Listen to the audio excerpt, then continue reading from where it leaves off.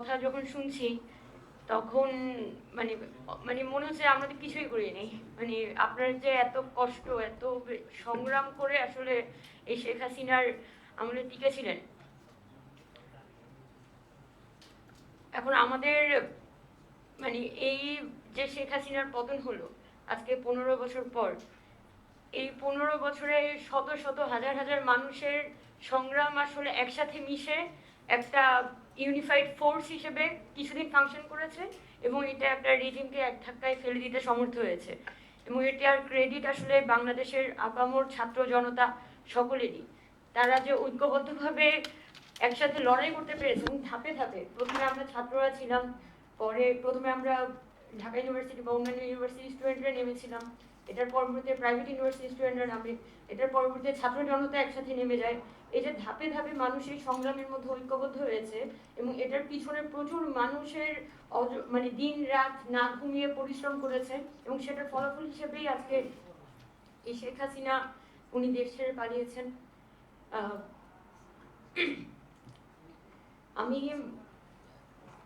কিছু ছোটখাটো কথাই বলি যে যখন গত 6 বছরে আমরা ক্যাম্পাসে ছিলাম, ঢাকা বিশ্ববিদ্যালয়ে পড়াশোনা করতাম, এর পাশাপাশি ছাত্র রাজনীতির সাথে যুক্ত ছিলাম।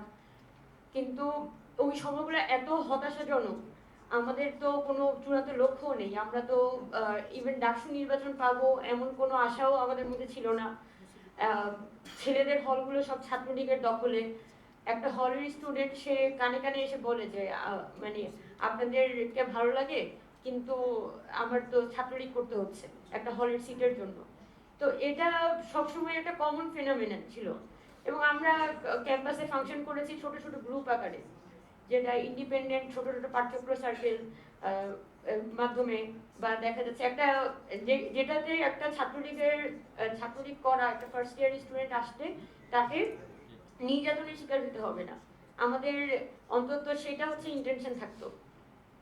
কিন্তু এই বছরের পর বছর মানে আমাদের মধ্যে হতাশা দানা বাঁধতে থাকে এবং মানে আমিও শেষ দিকে বলতে গেলে গত মার্চ এপ্রিলের দিকে একটা সিদ্ধান্তে আসছিলাম যে আমি আসলে কি করতে চাই।